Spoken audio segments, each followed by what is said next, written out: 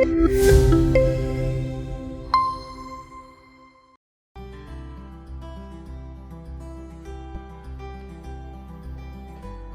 Swastiastu, Wassalamualaikum warahmatullahi wabarakatuh. Salam nama budaya dan salam sejahtera untuk kita semua. Yang terhormat, dosen pengampu mata kuliah Ekonomi Orange Koperasi dan UMKM kelas B1, Bapak Imadendra Kartika Yuda, SE MSc. Pada kesempatan kali ini, kami dari kelompok 8 akan membahas mengenai materi produk kreatif dan hak kekayaan intelektual.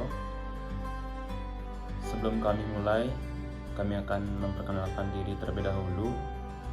Perkenalkan, nama saya Imade Bayu Pramana dengan NIM 20075112222. Yang kedua yaitu Ayu Wulandari dengan NIM 20075111049. Kemudian yang ketiga Erisanti Muhimmatul Ulia dengan NIM 20075111233. Kemudian yang terakhir Muhammad Saif Al-Morino dengan NIM 20075111237. Baik, langsung saja ke materi. Yang pertama kita membahas mengenai teori biaya transaksi dalam ekonomi kelembagaan.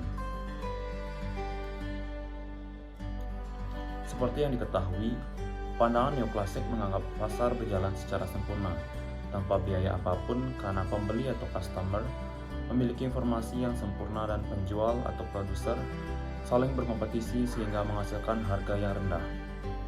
Tetapi di dunia nyata, faktanya adalah sebaliknya, di mana informasi, kompetisi, sistem kontrak, dan proses jual beli bisa sangat asimetris. Inilah yang menimbulkan adanya biaya transaksi yang sekaligus bisa didefinisikan sebagai biaya-biaya untuk melakukan proses negosiasi, pengukuran, dan pemaksaan pertukaran. Singkatnya, teori biaya transaksi menggunakan transaksi sebagai basis unit analisis, sedangkan teori neoklasik memakai produk sebagai dasar unit analisis. Teori ekonomi kelembagaan juga diinformasikan atau diformulakan oleh teori Coase atau cost theorem yang mengklasifikasi tentang biaya transaksi dalam teori ekonomi neoklasik. Coase mendemonstrasikan bahwa inefisiensi dalam ekonomi neoklasik bisa terjadi bukan cuma akibat adanya struktur pasar yang tidak sempurna atau penjelasan standar lainnya, melainkan karena adanya kehadiran secara implisit biaya transaksi. Dalam kasus monopoli, inefisiensi bukan hanya terjadi akibat struktur pasar yang terkonsentrasi, namun juga oleh sebab kesulitan pihak monopolis menentukan jumlah pembeli dan harus menegosiasikan di antara mereka. Sedangkan pada kasus eksternalitas, inefisiensi terjadi jika biaya sosial produksi melebihi biaya private produksi atau eksternalitas negatif, sehingga perusahaan tidak mampu memberikan kompensasi bagi tambahan biaya tersebut. Furboth and Richter menunjukkan bahwa biaya transaksi adalah ongkos untuk menggunakan pasar atau market transaction cost, dan biaya melakukan hak untuk memberikan pesanan di dalam perusahaan adalah managerial transaction cost. Nah, di samping itu juga ada rangkaian biaya yang diasosiasikan untuk menggerakkan dan menyesuaikan dengan kerangka politik kelembagaan atau political transaction cost. Untuk masing-masing 3 jenis biaya transaksi tersebut bisa dibedakan menjadi 2 tipe. Yang pertama yaitu biaya transaksi tetap atau fixed transaction cost, yaitu investasi spesifik yang dibuat di dalam menyusun kesepakatan kelembagaan atau institutional arrangement. Dan yang kedua, biaya transaksi variabel atau variable transaction cost, yaitu biaya yang tergantung pada jumlah dan volume transaksi. Nah, sifat dari biaya transaksi sama dengan ongkos produksi. Nah, di mana kedua mengenal konsep biaya tetap dan biaya variabel, namun dalam identifikasi tentu membedakan antara biaya tetap dan variabel dalam biaya transaksi tidak semudah apabila membandingkan dengan biaya produksi. Secara spesifik dan secara mudahnya, biaya transaksi pasar atau market transaction cost bisa dikelompokkan. Yang pertama, biaya untuk menyiapkan kontrak atau secara sempit bisa diartikan sebagai biaya untuk pencarian atau searching dan informasi. Yang kedua, biaya untuk mengeksekusi. yaitu mengeksekusi kontrak atau concluding contract, yaitu biaya negosiasi dan pengambilan keputusan. Yang terakhir yang ketiga, yaitu biaya pengawasan atau monitoring, yaitu pemaksaan kewajiban yang tertuang dalam kontrak atau enforcing the contractual obligation. Biaya transaksi manajerial meliputi biaya penyusunan atau setting up, pemeliharaan atau perubahan desain organisasi, dan juga biaya ini berhubungan dengan biaya operasional yang lebih luas, yang biasanya secara tipikal masuk dalam fixed transaction cost. Dan yang kedua, biaya menjalankan organisasi yang kemudian bisa dipilah dalam dua kategori, yaitu biaya informasi dan juga biaya yang diasosiasikan dengan transfer fisik barang dan jasa yang divisinya terpisah. Kemudian yang terakhir yaitu biaya transaksi politik atau political transaction cost yang berhubungan dengan menyediakan organisasi dan barang publik yang diasosiasikan dengan aspek politik. Nah, secara umum, biaya transaksi politik ini tidak lain adalah biaya penawaran barang publik yang dilakukan melalui tindakan kolektif dan bisa dianggap sebagai analogi dari biaya transaksi manajerial. Nah, secara khusus, biaya ini meliputi yang pertama, biaya penyusunan, pemeliharaan, dan perubahan organisasi politik formal maupun informal. Yang kedua, biaya untuk menjalankan politik, ada the cost of running policy. Biaya ini adalah pengeluaran masa sekarang untuk hal-hal yang berkaitan dengan tugas kekuasaan atau duties of suffragans. Sekian presentasi yang dapat saya berikan. Selanjutnya, untuk materi selanjutnya akan dilanjutkan oleh teman saya. Terima kasih. Baik, selanjutnya itu rasionalitas terbatas dan perilaku oportunistik. Rasionalitas terbatas adalah batas-batas pemikiran yang memaksa orang membatasi pandangan mereka atas masalah dan situasi. Pemikiran ini dapat dikatakan terbatas karena pikiran manusia tidak membelakang dan memiliki kemampuan untuk memisahkan informasi yang tertumpuk. Selanjutnya mengenai konsep rasionalitas terbatas yang didasarkan pada dua prinsip, yaitu yang pertama, individu atau kelompok memiliki batas kemampuan untuk memproses dan menggunakan informasi yang tersedia. Maksudnya, informasi yang tersedia ini sangat kompleks untuk dikelola. Dua, tidak semua negara di dunia dan semua hubungan sebab akibat relevan dapat diidentifikasi dengan berdasarkan kejadian sebelumnya. Maksudnya, semua pelaku ekonomi akan selalu memiliki informasi yang tidak lengkap atau terjadi ketidakpastian informasi. Selanjutnya mengenai perilaku oportunistik. Perilaku oportunistik adalah upaya untuk mendapatkan keuntungan melalui praktik yang tidak jujur dalam kegiatan transaksi. Namun, laba yang didapat dari keuntungan yang bersifat keunggulan produktif, seperti lokasi yang unik atau keterampilan yang berbeda, itu tidak dianggap sebagai sikap oportunistik. Nerd menyatakan bahwa biaya mencari informasi merupakan kunci dari biaya transaksi, yang terdiri dari biaya untuk mengerjakan pengukuran kelengkapan yang dipertukarkan dan ongkos untuk melindungi hak kepemilikan dan menegakkan kesepakatan. Oleh karena itu, agar pertukaran atau perdagangan bisa terjadi dengan biaya transaksi yang murah, masing-masing pelaku ekonomi harus mengeluarkan sumber daya dalam 3 wilayah yang tergolong kegiatan kontrak, yaitu yang pertama, mengukur atribut yang bisa dinilai sehingga proses pertukaran atau transaksi terjadi. Dalam hal ini cukup penting untuk mengetahui bahwa barang dan jasa tersebut tidak bersifat homogen tetapi memiliki atribut yang bervariasi. 2. Melindungi hak-hak terhadap barang dan jasa yang telah dipertukarkan. Dan yang terakhir, meregulasi dan menegakkan kesepakatan. Dengan begitu, faktor paling penting yang mempengaruhi besaran biaya transaksi adalah sifat hak kepemilikan di dalam masyarakat. Bagi aliran kelembagaan baru, begitu pula teori tindakan kolektif, pemakanan, dan penegakan hak kepemilikan swasta adalah sangat vital dalam membentukkan biaya transaksi dan untuk menjamin keamanan yang dibutuhkan bagi investasi jangka panjang. Tidak ada jaminan hak kepemilikan atau kemampuan untuk menegakkan hak kepemilikan dengan biaya rendah bisa menjadi penyebab utama dari keterbelakangan suatu negara. Oleh karena itu, bagaimana biaya transaksi dapat ditangani oleh masyarakat akan memainkan peran yang penting dalam menentukan tingkat pertumbuhan ekonomi masyarakat. Sekian, selanjutnya akan dibawakan oleh rekan saya. Terima kasih. Di sini saya akan memaparkan materi materi tentang biaya transaksi dan efisiensi ekonomi. Seorang tokoh ekonom Amerika Serikat, yaitu North, berargumen bahwa dalam komunitas pedesaan di negara yang sedang berkembang, biasanya memiliki biaya transaksi yang cenderung lebih rendah. Hal ini mungkin disebabkan oleh hubungan di dalam komunitas yang terjalin dengan erat, sehingga informasi tentang aktivitas-aktivitas di dalamnya dapat tersebar secara luas dan bebas. Agar kegiatan ekonomi terus berlanjut, masyarakat harus bertransaksi lebih luas. Semakin kompleks dan impersonal jaringan perdagangan akan menyebabkan biaya transaksi yang semakin tinggi juga. Selanjutnya, bila biaya transaksi terlalu tinggi, maka perdagangan tidak akan terjadi dan ekonomi akan stagnan. Oleh karena itu, tantangan pembangunan ekonomi adalah untuk mengurangi biaya transaksi pada saat melakukan perdagangan yang semakin kompleks. Ini akan tercapai bila desain pembangunan kelembagaan yang dibuat memang mendukung kegiatan perdagangan, yakni dengan penyediaan informasi, melindungi hak kepemilikan, dan menyiapkan mekanisme yang efektif untuk menegakkan kesepakatan. Biaya transaksi juga dapat terjadi karena adanya penyimpangan dalam beberapa wujud, yaitu yang pertama, penyimpangan atas lemahnya jaminan hak kepemilikan. Yang kedua, penyimpangan pengukuran atas tugas yang kompleks atau multiple task dan prinsip yang beragam. Yang ketiga, penyimpangan intertemporal yang dapat berbentuk kontrak yang timpang, responsivitas waktu yang nyata, ketersembunyian informasi yang panjang, dan penyalahgunaan strategis. Yang keempat, penyimpangan yang muncul karena kelemahan dalam kebijakan kelembagaan yang berhubungan dengan pembangunan dan reformasi ekonomi.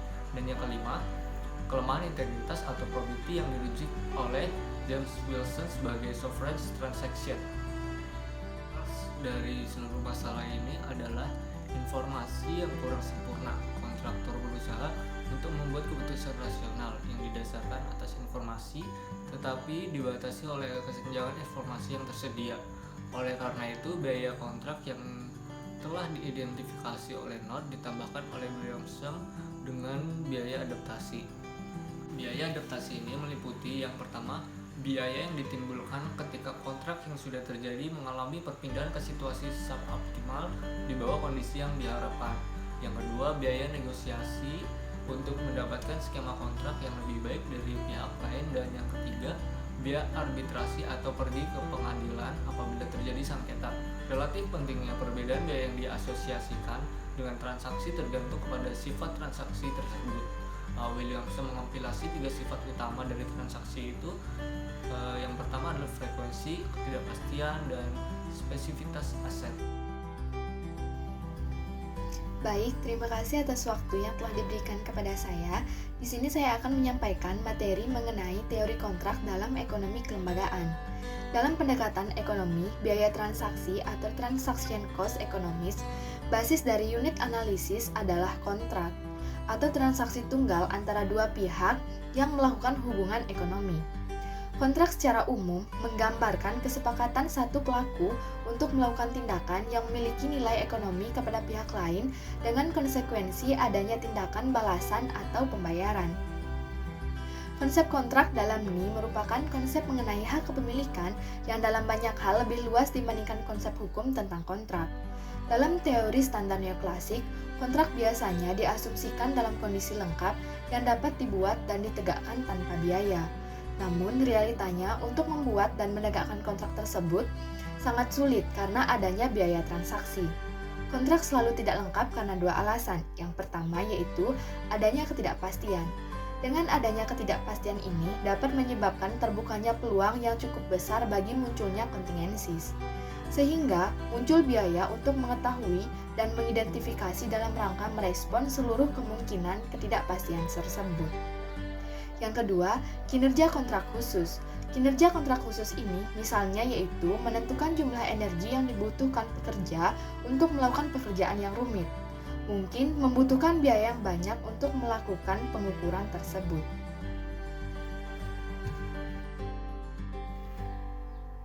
Kontrak di sini bisa pula dimaknai sebagai instrumen kompensasi yang didesain untuk mengeliminasi dampak dari informasi asimetris.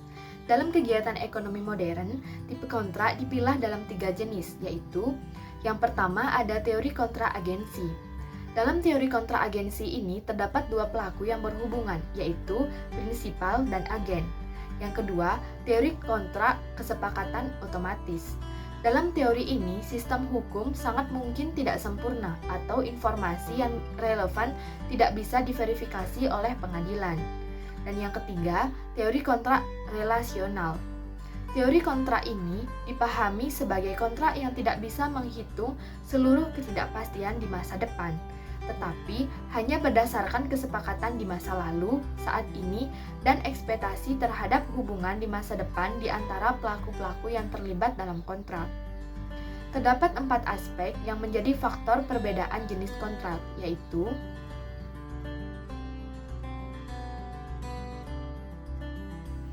Baik, di sini saya akan melanjutkan materi mengenai bentuk biaya transaksi dalam pembentukan HKI atau hak kekayaan intelektual di Indonesia. Hak kekayaan intelektual mempunyai definisi sebagai suatu perlindungan hukum yang diberikan oleh negara kepada seseorang atau sekelompok orang ataupun badan yang ide dan gagasannya telah dituangkan ke dalam bentuk suatu karya cipta yang berwujud. Karya cipta yang telah berwujud tersebut merupakan suatu hak individu atau kelompok yang dapat mempunyai nilai ekonomis yang perlu dilindungi secara hukum.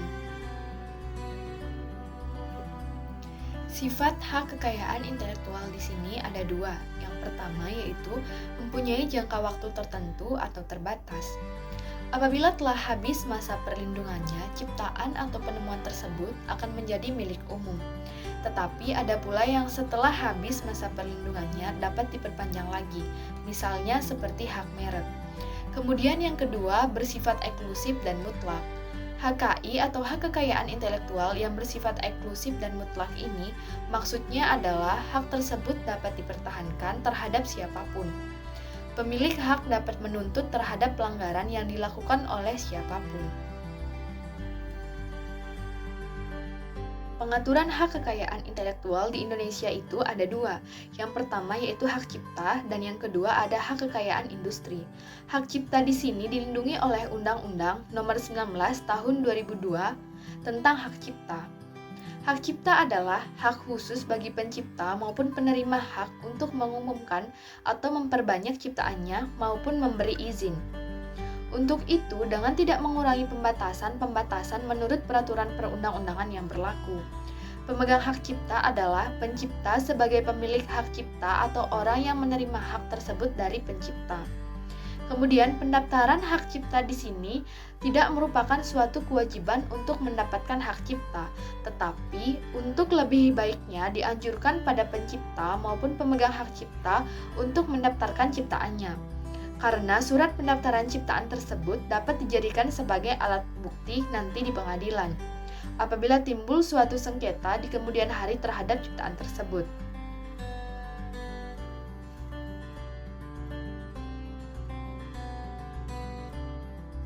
Kemudian, karya cipta yang dilindungi oleh UU Hak Cipta, contohnya seperti buku, program komputer, pamflet, perwajahan karya tulis yang diterbitkan, dan semua hasil karya tulis lainnya. Selain itu, ada juga seni rupa dengan segala bentuk seperti seni lukis, gambar, seni ukir, seni kaligrafi, seni pahat, seni patung, kolase, dan seni rupa lainnya. Dan yang tidak dapat didaftarkan untuk memperoleh hak cipta di sini contohnya seperti ciptaan di luar bidang ilmu pengetahuan yaitu seni dan sastra, dan ciptaan yang tidak orisinil serta ciptaan yang tidak diwujudkan dalam suatu bentuk yang nyata. Kemudian jangka waktu perlindungan hak cipta di sini yaitu perlindungan atas suatu ciptaan berlaku selama pencipta hidup dan ditambah 50 tahun setelah pencipta meninggal dunia. Jika pencipta lebih dari 1 orang, maka hak tersebut diberikan selama hidup ditambah 50 tahun pencipta terakhir meninggal dunia. Kemudian, baik untuk selanjutnya di sini ada hak kekayaan industri. Hak kekayaan industri dibagi menjadi 6, yaitu yang pertama ada hak paten, hak merek, rahasia dagang, desain industri, tata letak sirkuit terpadu, dan yang terakhir ada perlindungan varietas tanaman. Baik, yang pertama untuk hak paten. Hak paten adalah hak khusus yang diberikan negara kepada penemu atau hasil penemuannya di bidang teknologi. Untuk lama waktu tertentu melaksanakan sendiri penemuannya tersebut atau memberikan persetujuannya kepada orang lain untuk melaksanakannya. Pasal 1 ayat 1 UU tentang paten. Kemudian, yang harus dihindari sebelum permintaan paten diajukan adalah pengungkapan atau mempublikasikan secara umum hasil penelitian atau penemuan dalam jangka waktu lebih dari 6 bulan sebelum permintaan paten diajukan. Pengungkapan suatu hasil penelitian atau penemuan dapat terjadi dalam 3 cara. Yang pertama yaitu melalui penguraian teknik dengan tulisan yang dipublikasikan. Kemudian yang kedua melalui penguraian produk atau cara penggunaannya di depan umum. Dan yang terakhir melalui pameran produk. Dapat berupa suatu pameran internasional di Indonesia ataupun di luar negeri. Sistem pendaftaran paten. Sistem pendaftaran paten di sini dibagi menjadi 2. Yang pertama yaitu sistem first to file. Sistem first to file adalah suatu sistem yang memberikan hak paten bagi mereka yang mendaftar pertama atas invensi baru sesuai dengan persyaratan. Kemudian yang kedua ada sistem first to invent. Sistem first to invent adalah suatu sistem yang memberikan hak paten bagi mereka yang menemukan inovasi pertama kali sesuai dengan persyaratan yang telah ditentukan. Indonesia di sini menggunakan sistem first to file. Kemudian, terhadap penemuan yang tidak dapat dipatenkan, yang tidak dapat diberikan perlindungan paten adalah UU Paten Pasal 7, yaitu proses atau produk yang pengumuman dan penggunaan atau pelaksanaannya bertentangan dengan peraturan perundang-undangan yang berlaku. Contohnya seperti bahan peledak. Kemudian metode pemeriksaan, perawatan, pengobatan, atau pembedahan yang diterapkan terhadap manusia ataupun hewan. Yang harus dilakukan sebelum mengajukan paten yaitu yang pertama, melakukan pencarian informasi paten di beberapa website, kemudian melakukan analisis, dan yang terakhir mengambil keputusan. Selain paten di sini ada hak merek. Hak merek adalah tanda yang berupa gambar, nama, kata, huruf-huruf, angka-angka, susunan warna, atau kombinasi dari unsur-unsur tersebut yang memiliki daya pembeda dan digunakan dalam kegiatan perdagangan barang dan jasa. Yang dapat mendaftarkan merek di sini yaitu perorangan, beberapa orang atau pemilikan bersama, dan badan hukum. Kemudian, fungsi dari hak merek di sini yaitu menunjukkan barang atau jasa yang telah dihasilkan, serta sebagai jaminan atas mutu barangnya dan tanda pengenal untuk membedakan hasil produksi yang dihasilkan seseorang atau badan hukum dari produk orang lain. Jangka waktu perlindungan hak merek yaitu mendapat perlindungan hukum untuk jangka waktu 10 tahun sejak tanggal penerimaan, dan jangka waktu perlindungan itu dapat diperpanjang. Kemudian, selain hak merek, yaitu ada rahasia dagang. Rahasia dagang adalah informasi di bidang teknologi atau bisnis yang tidak diketahui oleh umum, mempunyai nilai ekonomi karena berguna dalam kegiatan usaha dan dijaga kerahasiaannya oleh pemiliknya. Hak dari pemegang rahasia dagang di sini yaitu menggunakan sendiri rahasia dagang yang dimilikinya, kemudian memberikan lisensi kepada atau melarang pihak lain untuk menggunakan rahasia dagang atau mengungkapkannya rahasia dagang itu kepada pihak ketiga untuk kepentingan yang bersifat komersial. Kemudian, mengenai pendaftaran rahasia dagang di sini yaitu tidak perlu didaftarkan.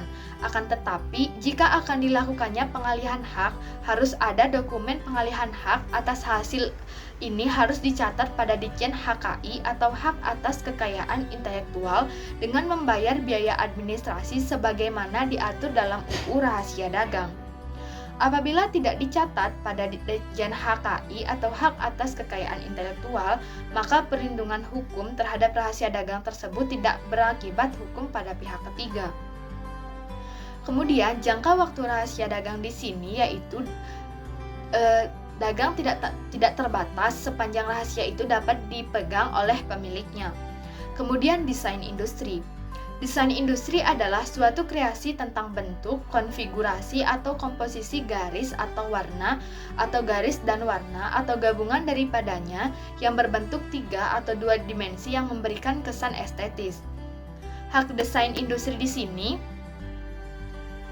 adalah hak eksklusif yang diberikan oleh negara Republik Indonesia kepada pendesain atau hasil kreasinya untuk selama waktu tertentu, melaksanakan sendiri atau memberikan persetujuannya kepada pihak lain untuk melaksanakan hak tersebut.